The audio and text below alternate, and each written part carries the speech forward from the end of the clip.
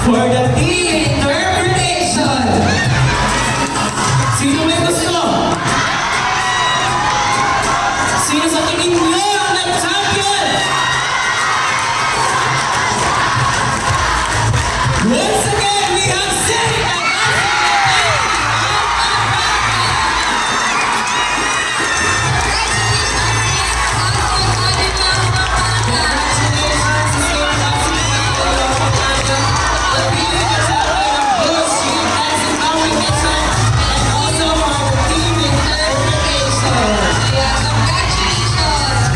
congratulations! Second may 1 kill lang.